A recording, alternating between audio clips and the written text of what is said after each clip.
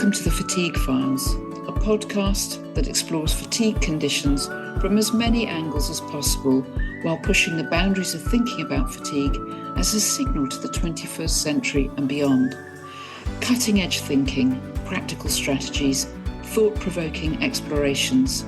They're going to all be here, and I'm your host, Anna Greer, welcoming you to this edition of the Fatigue Files.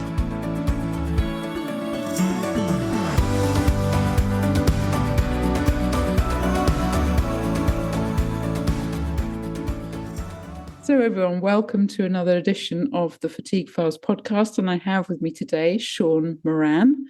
And Shaun and I are going to be talking about his recovery journey and some of the things he's discovered on the way. Shaun, welcome. Hi, Anna. Thank you very much for having me. It's great to have you, Shaun. I know that you've been on quite a journey with fatigue and with health optimization science. So why don't we get into that and explore it? Yeah, absolutely. Would really like to. And again, probably not a conversation I would have had 12 or so years ago when this all began.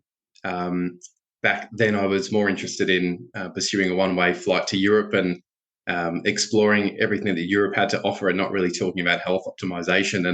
And that's where all this began for me. I had a one-way ticket booked for Europe back then, and like many other people, experienced a virus, which was, I guess, the precipitating trigger for my eventual diagnosis of chronic fatigue syndrome. Over the years to come, I came to realise that was, again, probably just the final, the final little push for me to come down with this illness. But there was a lot underneath that I eventually discovered was ultimately sort of the true causes of why I came down with those symptoms. And it was many, many years of learning and trial and error that eventually led me to finding out what, those causes were and then the resulting treatments. So what did you discover were your particular roots in? Yeah, so in the end, it was a combination of sort of different toxins and infections that were underlying my condition. So specifically heavy metals. So in my case, there was mercury and lead that were big drivers, creating that mitochondrial dysfunction. Also mycotoxins as well. I came to learn how insidious mold is and the detrimental effect of mycotoxins. So again, something that I just never would have paid attention to many years ago when I was living in a water-damaged home. But, you learn these things in hindsight. I then came to learn that I had some infections going on. So there was a chronic sinus infection and a dental infection. Again, things that I just, were not aware of. Once I peeled back the layer of those, I managed to restore my health, believe it or not. So those are all inherently like stressors on the system. Would you say that additionally you had other kinds of stress in play, or do you look back and think actually primarily it was these physiological causes that converged to push my body out of homeostasis? I think it's probably a combination of things, Anna. I think the stage is set up by having those physiological imbalances, and I guess sometimes all it takes is just a final trigger, whether that's a viral sort of trigger or whether it's psychological stress. I think they say a lot of people with this condition do come down with it, at stressful periods in their lives. So whether that be prior to exams or in university. At the time, I was in university and I was in my final year. So I think there was probably a lot of pressure that I was putting on myself, particularly regarding where to from here. And so there was that, those sort of questions of, okay, well, I've spent many, many years in school, but now I need to make a decision as to what next. And it's probably a lot of stress about that. I was in my final year of university. So I think with this condition, it's just that allostatic load, isn't it? When you've just got so many different stressors coming from different areas. And sometimes it just needs one thing just to tip one over. But I think, like many chronic conditions, it's not something that develops overnight. It's definitely something that takes a long time, and it may not seem like that at the time, but there's probably some warning signs for many years. We just don't really realise it until we're completely knocked out sometimes. Absolutely. So thinking back on it now, where was your first step towards recovery? I mean, what was the first key that you started to turn? That's a really good question, because I think one of the biggest lessons that I've taken from this whole experience is that you do need to have a path to sort of go down. When I first began, I was sort of quite lost, and I was at the whim of every recommendation that was thrown my way because I was extremely desperate to recover. I didn't have a plan or a map per se, and I think that's what a lot of people who come down with this condition face. There is not necessarily, an out-and-out plan that's going to guarantee or at least deliver a good chance of recovery. There are so many different treatments and modalities out there that sometimes you're clutching at straws and you're just trying to see, what's going to work for you. And sometimes, well, in my case, the majority of treatments that I underwent didn't really help me. I underwent probably every therapy and modality known to man, whether that be, physical treatments or psychological oriented treatments, brain retraining, all those sorts of things that everyone in this community is probably, largely aware of. But for me, it was fortunately sort of delving into the realms of functional medicine and being able to find out I guess, the different triggers and causes that sort of deeply underlie cellular dysfunction and mitochondrial dysfunction, and pursuing those things, doing the right testing as well was quite crucial, Anna, because I did previously do some testing in the past, but they weren't the correct tests, and they didn't really show what was truly happening for me, particularly when it came to heavy metals. I did undergo a test that finally did demonstrate the extent of the problem, where previously I thought they weren't an issue for me. So it can be a long road, but once you get on the right path, after that, you soon develop a clear picture and a roadmap, and then recovery becomes a lot more realistic after that. Yeah, I mean, would you share my view that it's a kind of complex systems problem? Because you were basically saying before how there was a build up and then a tipping point, and this is how I see health actually as well. I see health as an emergent property of a complex system, just like the condition was an emergent property of a complex system. And then there's a tipping point. Some of those tipping points are predictable, and some of them are completely unpredictable, right? Because it's not a linear thing. But what you're saying there about a map, I'd like to tease out this idea of a map, because it seems to me that we need to think in terms of health optimization basics, foundations that give us like the kind of really the edges of the map, the kind of big picture contours of the map. And then once we address that, we can start looking for the more refined tweaks, as it were, on top of that. So I know that you've followed health optimization science with a passion, as I do. What's your basic paradigm of approach, Shaun? Do you kind of see it as an evolutionary biological journey into homeostasis? And where would you begin if you were going for the most foundational basic layers of that? Yeah, I mean, absolutely, Anna. I think evolutionary biology, to me, over the years, has just made a lot of sense. I mean, going back to basics, we've moved away from that over several decades. Probably post the Industrial Revolution, the advent of technology all around the clock. I mean, it's even changed in my time. I grew up with analog clocks, and there was the television that was on for a few hours, and that was sort of it. But things have just come so far in such a long period of time, and processed foods, constant foods being available 24/7 for you, being delivered to your home, constant exposure to blue light, which I think is such a major problem that many people aren't aware of. It's so insidious, and it's so seemingly benign, but can have so many detrimental effects at a biological level. I think we really do have to go back to basics when it comes to that. So, I mean, you're looking at things like sleep hygiene, going to bed at regular intervals, which our ancestors have done for many thousands of years. we don't seem to do that these days.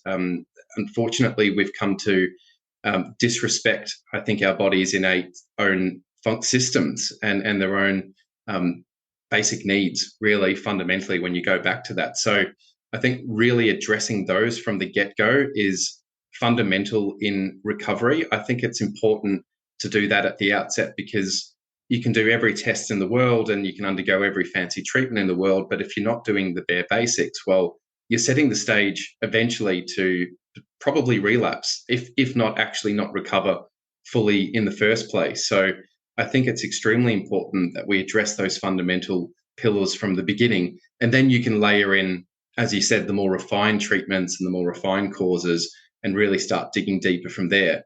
But without that, I think you're not really going to truly recover from the condition and address potentially some of the reasons why you came down with it in the first place, which I think is one of the few gifts from dealing with such a horrible condition such as chronic fatigue syndrome, is that there are learnings that can be taken from it, and they're learnings that you can share with other people, for the greater good. Absolutely. I totally agree with you. I think it's really key, isn't it, these foundational layers? And I'd like to talk about those because, I heard you saying, and this was my journey too, that you go after lots of different things when you're first ill, right? You don't have a big picture. So you run around playing whack-a-mole. You sort of, and sometimes I meet people who try something for a couple of weeks and then say, oh, it doesn't work. And they give up and they try something else, right? As if the body's a slot machine, which it absolutely isn't. So I'd love to get into those foundational layers with you, particularly because I know we live in an age where lots and lots of talk about brain retraining and settling the autonomic nervous system, which, is really important. And certainly you're not going to recover if you're permanently stressed and in chronic fight, flight, right? That's certainly true. But I think it's a necessary but not sufficient condition. And also, I think it's really good to think beyond recovery to radical well-being, to actually thinking about what does it take to be a fully flourishing human being?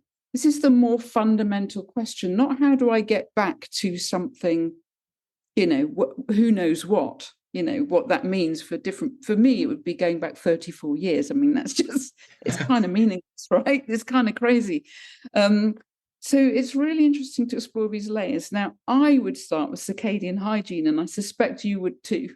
Yeah, very much so. I mean, you're going back to bare basics at this point. You're meant to rise with the sun and go to sleep and rest when it goes down. I mean, I can't think of anything more straightforward to consider. And I think probably our grandparents were doing exactly that. And potentially, our parents when they were younger. It's not too long ago that we were living in synchronicity with, what, again, our ancestors have done for millennia. Deviating from that is causing, I think, many, many problems. And I think we're seeing that with the constant rise of chronic illness, particularly in Western countries where we are being, exposed to constant blue light when we're not even truly aware of it a lot of the time. I don't think there is, at least in mainstream circles, a good appreciation of that.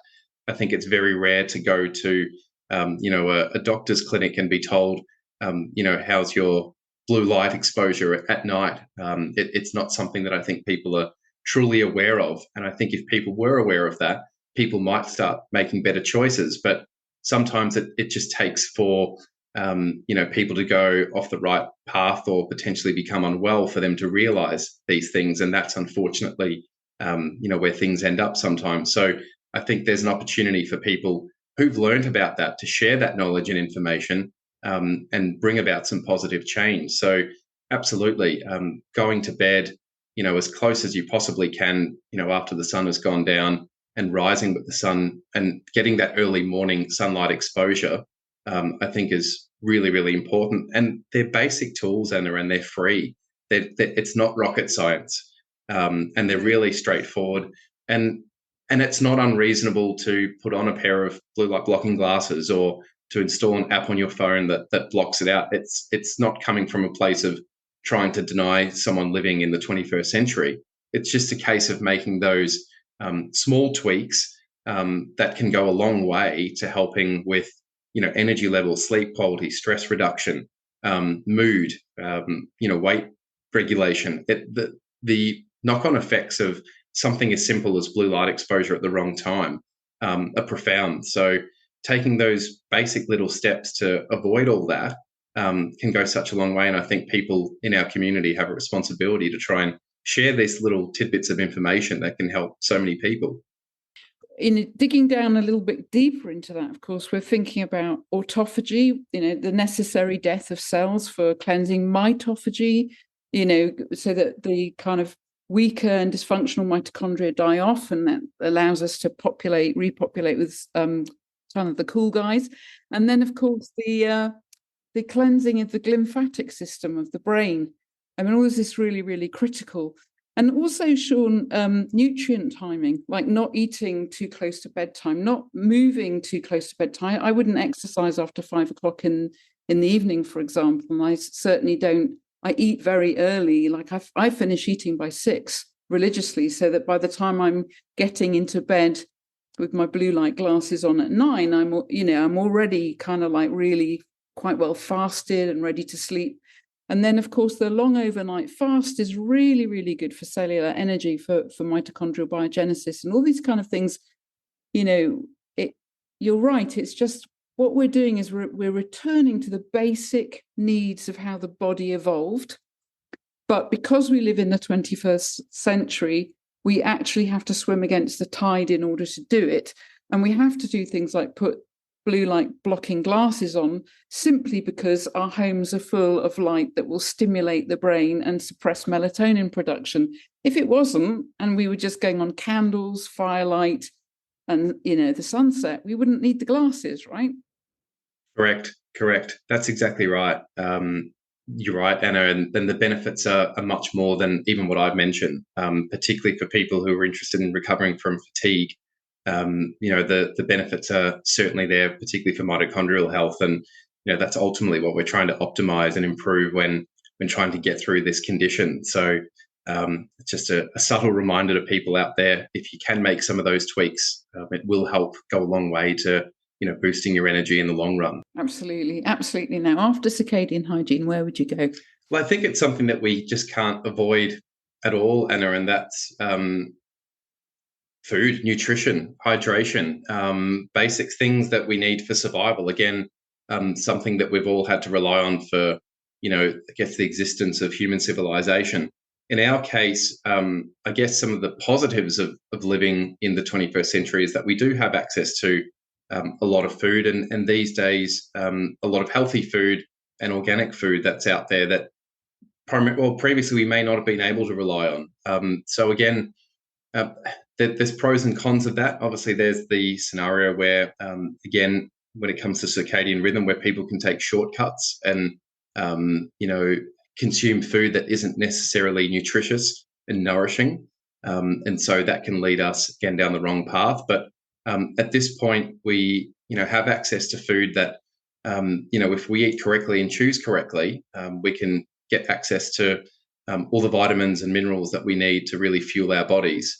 In terms of particular rules or general ideas about how to eat properly, there's going to be conjecture when it comes to nutrition. I don't think it's very linear when you come to this topic. And obviously there are people in many, many different camps advocating for different things, whether it's ketogenic, Paleolithic, vegan. I think we can all agree that there are some fundamental rules that are quite important, and that's having adequate amounts of macronutrients and micronutrients, having sufficient amounts of protein for muscle synthesis and repair, adequate carbohydrate intake, and obviously good fats. Again, trying to have all these from healthy sources. So getting our fats from things like avocados and olives and grass-fed butter, if you choose to go down that path, or if you do eat meat, having grass-fed lean cuts of meat as opposed to things that are fatty and fried. And also focusing, I think, on a good amount of vegetable intake. I think no one can disagree about the importance of vegetables. Obviously, there are certain exceptions for people with gastrointestinal conditions where that may trigger some symptoms there as well. The same rule goes for legumes. But for the most part, overall, I think no one can argue that consuming a high diet and high intake of vegetables is really fundamental for helping with immunity and just overall cellular function. On that point of cellular function, I think one of the biggest things in my mind, Anna, that I've learned, and I think that people often negate, is the power of hydration. It's something that I notice in my day has a huge impact on my energy levels.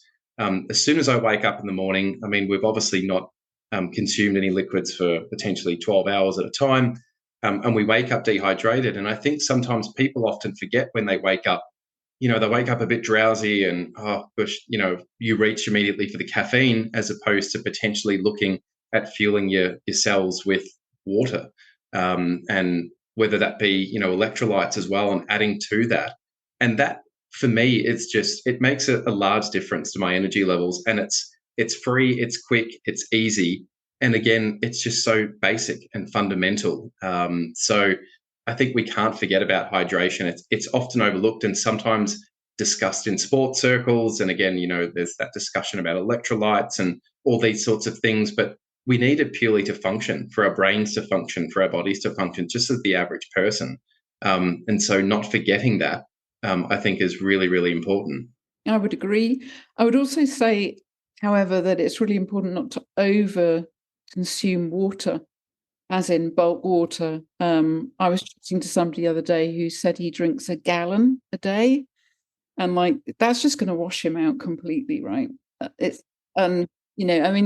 I think it was Dr. Dana Cohen who was saying the real kind of test is the color of your urine. You want it the color of straw, not darker, not lighter, color of straw. And if you're there, you're pretty good. You know that you're hydrated to an adequate level. And I think, right, absolutely, electrolytes, stuff like Element, which has got sodium, potassium, and magnesium in it, and is a really, really good after exercise if you're at the level where you're exercising. And even if you're not, it's great to have electrolytes because the body needs them.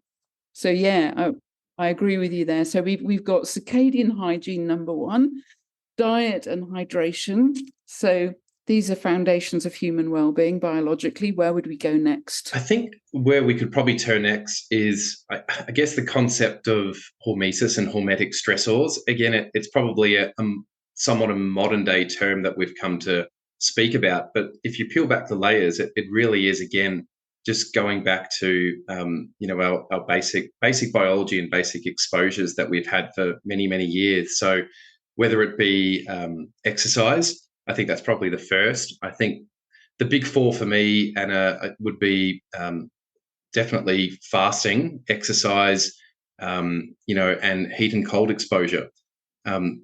Exercise, again, another big thing that, again, we're probably forgetting about. And again, it's somewhat a function of living in the 21st century. Our ancestors weren't sitting at computers for 8 hours, 12 hours a day, feeling very stressed out and not moving for hours at a time.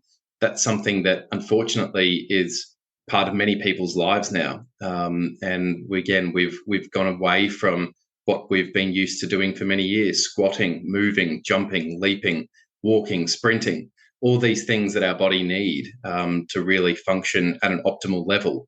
We're moving away from that, and I think that needs to change. I'm happy to see that there are people now that have, walking desks. There are, we're going back again. It's sort of similar to what we said with, the blue light blockers. We're having to adapt again as a civilization and try and assimilate and integrate all these different therapies and, all these different lifestyle habits and how we can sort of, I guess, make them work and help them return and be consistent with what we need to perform and function. So I think we can't forget exercise. Again, for people dealing with severe, moderate, any type of chronic fatigue syndrome, that obviously needs to be a staged process. We all know, I guess, the downsides of post-exertional malaise and having to titrate that level of exercise to what people are capable of. But any form of exercise, to a threshold that people can, I guess, deal with, I think is essential if we want to really, again, help our mitochondrial function, which I guess this is what we're talking about, obviously.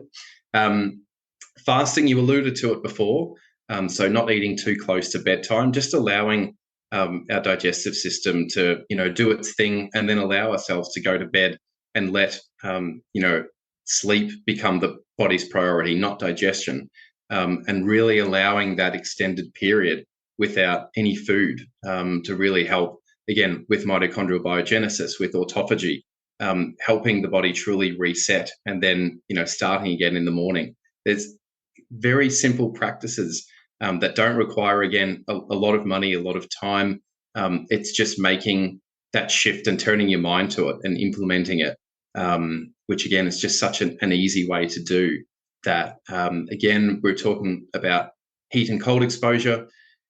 It comes back to, again, the fact that in our modern age, where we have the comfort of, turning on our split system whenever we want, and being exposed, basically maintaining a constant temperature at all times. I think we've been used to living in the elements for, again, millennia. It's very, very uncommon these days for people to, I guess, be exposed to the outdoor temperature on a regular basis. And I think that's weakening us. I don't think, again, it's lowering our resilience, I believe, and our mitochondrial function is being decreased as a result.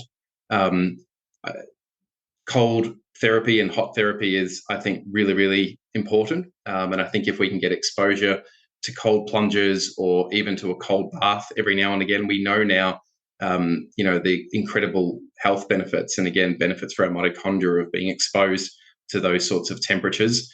And also sauna therapy as well at the other end of the spectrum.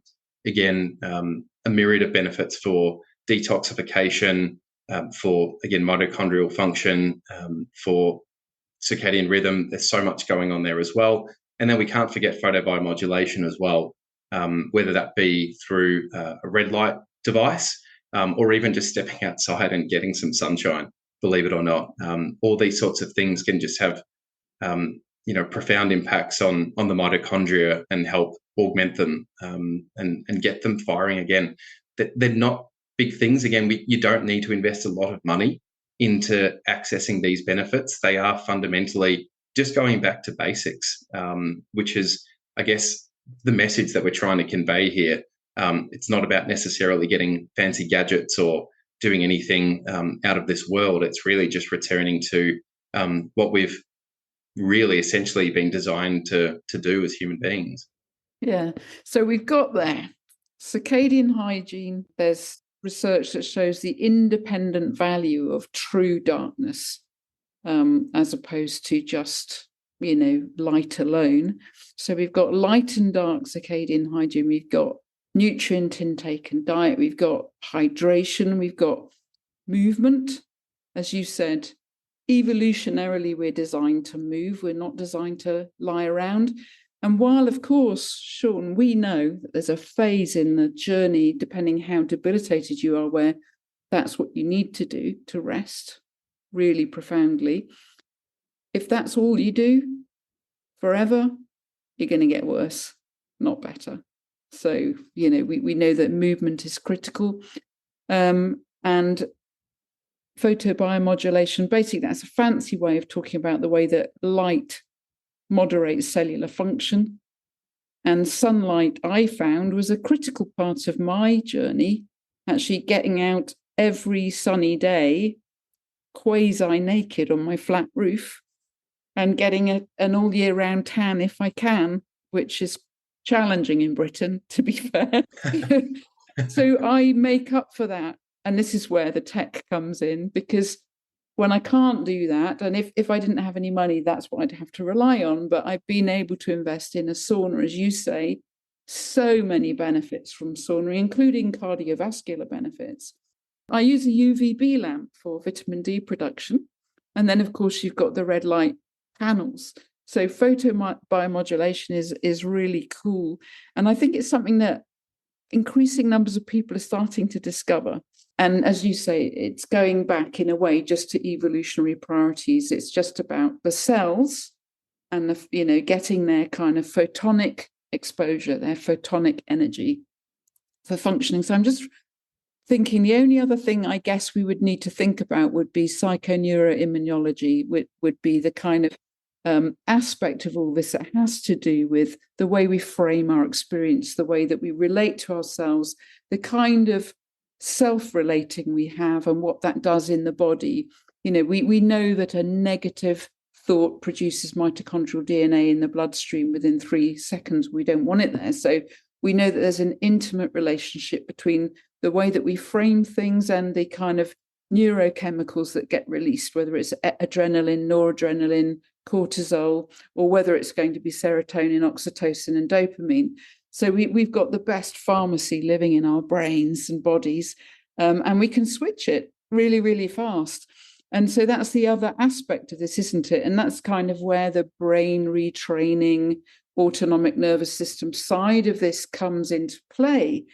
But I very much see that as convergent with these deeper things, because again, it's an evolutionary imperative. We did not evolve to be in chronic sympathetic arousal all the time. That's not what the nervous system evolved to do.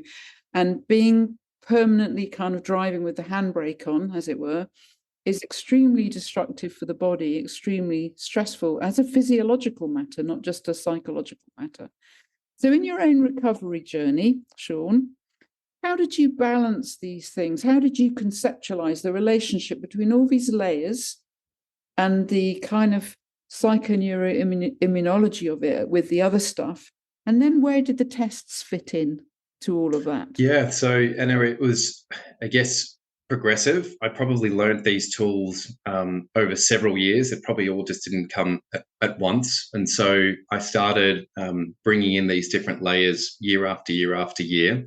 And then I did actually really start learning about the power of community, and again, tracing back to, I guess, somewhat the major, I guess, talking point of this podcast, and that's going back to evolutionary biology. And you mentioned before about the importance of feeling safe and but not being in that stress, fight or flight mode. There was just one thing I wanted to touch on, back there was just the importance of community, and that's something that I've really come to learn over the last few years, which I probably didn't appreciate throughout my journey, and I think it probably would have been very helpful for me to know that a lot earlier.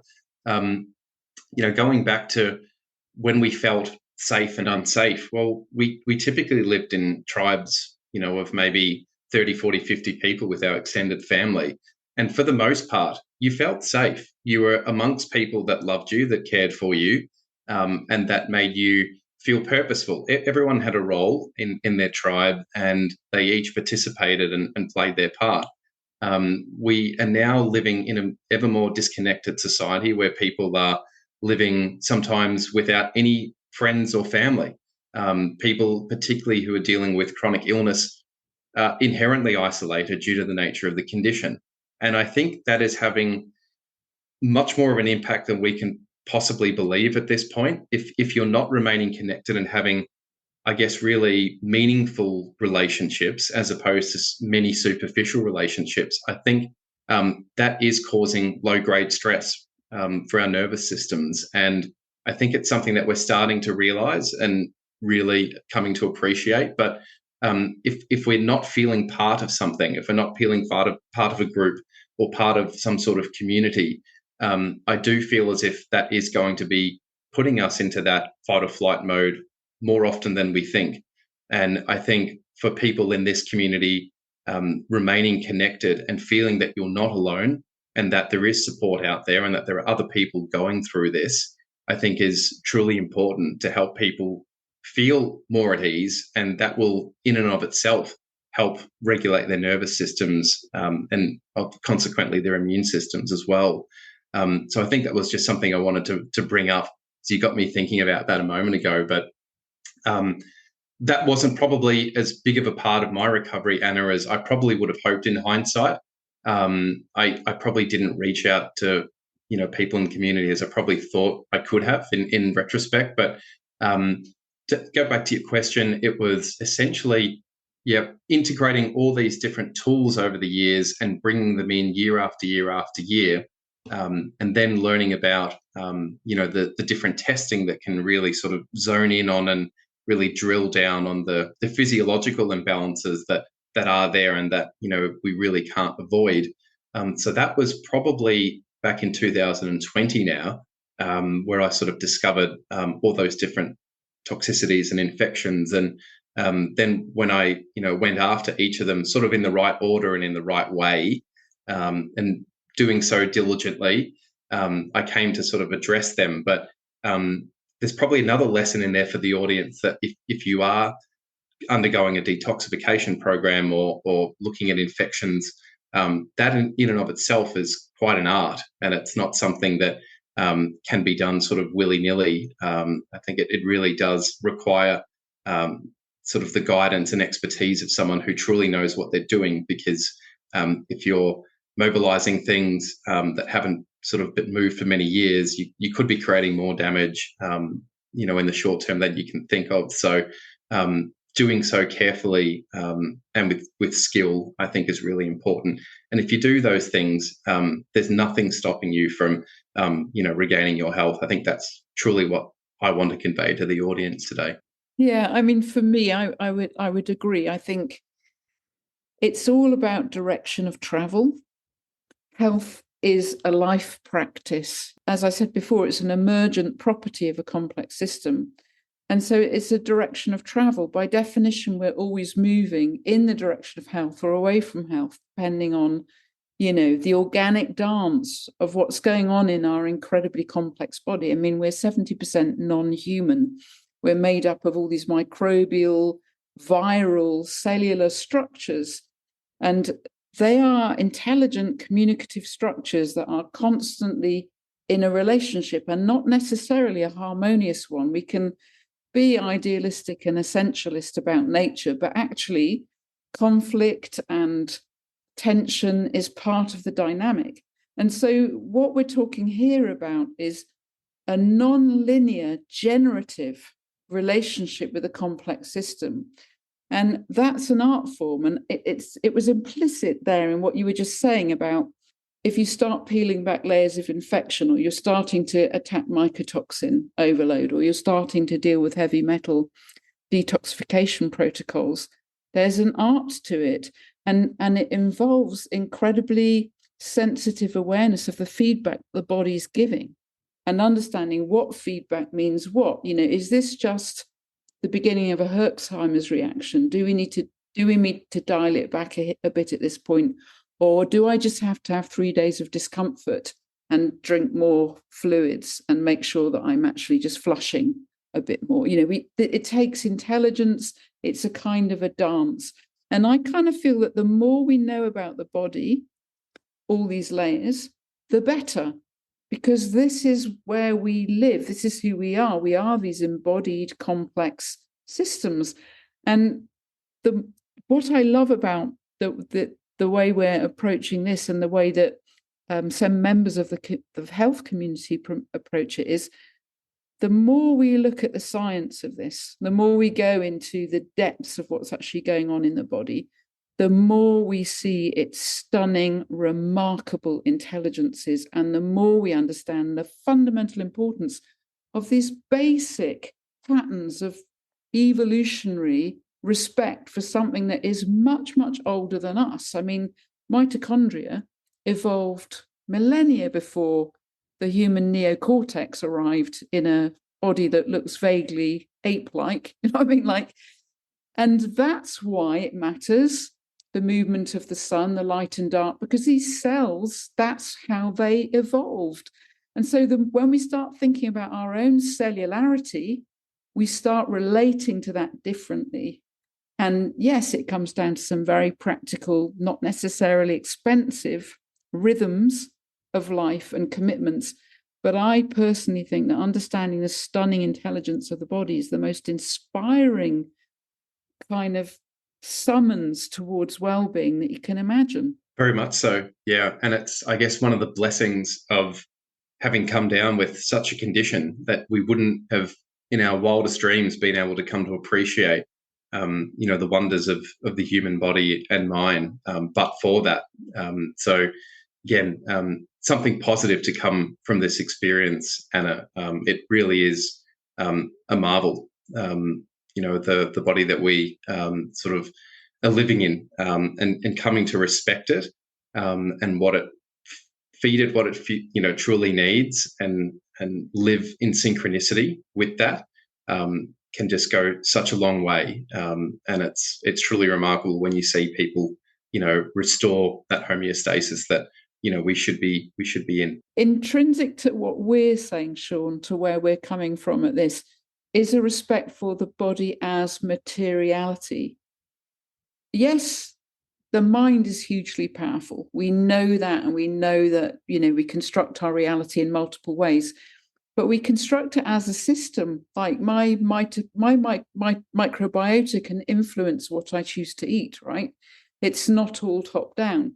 And what I love about the health optimization science stuff is exactly that. It respects the materiality of the body as a biological material set of intelligences, not just as a meat van that you drive around with a head or a soul or a spirit or a kind of mental attitude. It doesn't have that almost Cartesian resonance. It's coming from a very different place, but is allowing for, yes, fully for mind and emotions, but as a material matter. And I think that's rather beautiful and very important, actually, for healing. Very much so, Anna. Your journey sounds like it was a really interesting one. How long has it lasted? 10 years from beginning of symptoms to the, I guess, resolving of them. Obviously, it's as everyone knows in this community, recovery is not linear. You will make sort of progress and then go back down. It is the nature of the beast. But again, another message, again, I hope I can communicate is that don't lose hope, because it's very easy to do that. And I did on many occasions, but I'd wake up the next day and I would still remain ardent that I would overcome this. I knew I wasn't born like this. I wasn't born, with a genetic chronic fatigue syndrome diagnosis. It was something that, had happened to me after imbalance had just became, prevalent in my body and my nervous system. And I just needed to correct that. And with the right tools and patience, and direction, we can restore that. And so, whoever's listening out there, please don't lose hope. You can, get better and recover and get back to, long lasting well-being. It is possible. And there are many people like us out there that have demonstrated that. Yeah, and I would say forget the goal of doing it, though, because I think that actually just generatively moving forward in the health practices and loving the body for what it is gets you there. But I think for me, because I'm a hypnotist, I'm always interested in what we're unconsciously telling ourselves. And I sometimes come across people whose only goal is recovery, and they're obsessed with recovery to the point where what they're actually saying to their system the whole time is, you're not well. Yeah. Deeply counterproductive. There's something about coming into a radical acceptance of where you are and a real self-attunement, and seeing health as a life practice means that I don't have to get anywhere fast. I'm just committed to this direction of travel, wherever it takes me. I'm just going to love my body for what my body is, wherever I end up with it. And that's really generative, because I can still have that kind of eye on the fact that I'm moving forward. I can still be training my brain to look for all the ways in which I'm improving, which will be incremental. But I can also look at just the moments of beauty in the day and the moments of safety. And that very much ties in with what you were saying before about safety in the system and social connection, because I would say, for me, social connection was massively missing as well. And I think it is for a lot of people on this journey. But for me, my social connection, apart from the online social connection, which is, yeah, it's okay, but we don't get the brain synchrony that we get if we're in the same room as another person. But I get it from my dog. And there are a lot of us who live alone with this. And I would say that it's possible to be solitary without being lonely. It's possible to feel safe in solitude, provided you consciously do it. And this is where you were saying, if you're not aware of that, you'll be in fight or flight more than you realize.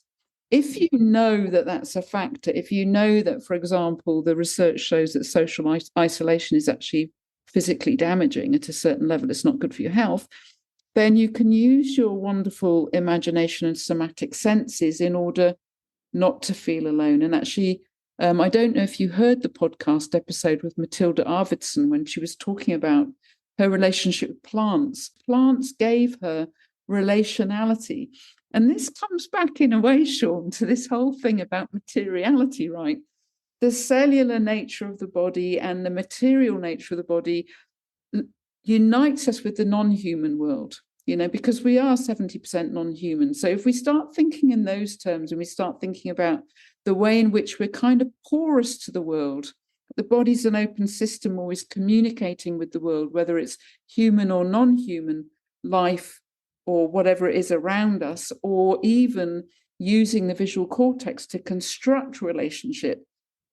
We have immense power to create that kind of safety, even when we're not with other human beings. Oh, it's wonderful. It's wonderful. And it's important because, for various reasons, people do, live alone, or people are traveling, they're working overseas, they're moving, that it's very, very important that people find, their unique ways and their own ways of feeling connected and not isolated, not alone. And as you mentioned, there are definitely ways of doing that that are aside from living, purely alongside other people. Because, at the end of the day, you can be filled with many people around you, but still feel lonely. So it's really having that innate sense of feeling connected to something, and whether that's with, spiritual practice, or with religion, or whether it's with your plants, whatever it is that makes you feel grounded and part of something bigger. I think that's sort of the bigger message here. Absolutely. And, that point about how you can be alone with people, I mean, I speak to lots of people who feel deeply alone, even in their families, because people around them cannot understand what they're going through.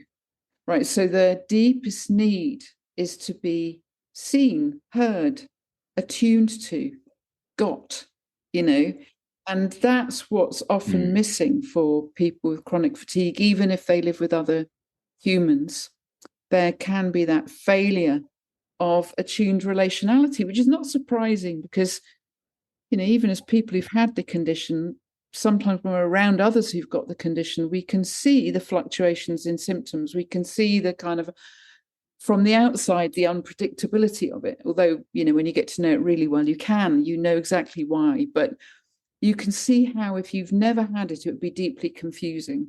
Yeah, definitely. If you've got someone who has never dealt with this particular illness, let alone a chronic illness whatsoever, it can be extremely difficult for them to comprehend how someone can be unable to function constantly for extended periods of time.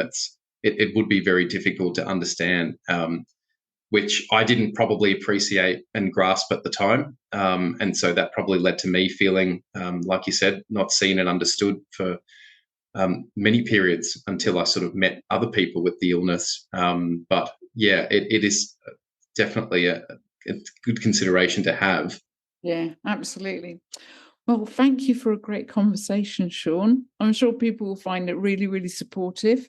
I think you do a bit of coaching, don't you now? Yeah, I am, Anna.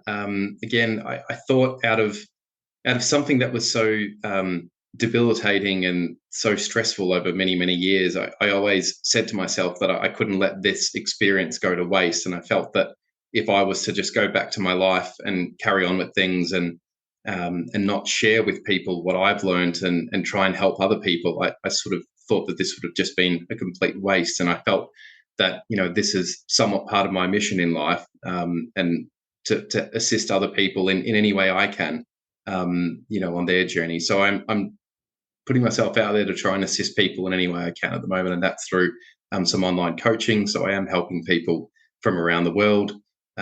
So people are more than welcome to reach out, if they require any assistance. It's been absolutely brilliant to have you, Shaun. Thank you for such a stimulating conversation. No, likewise, Anna. I found it very fun. Thank you so much.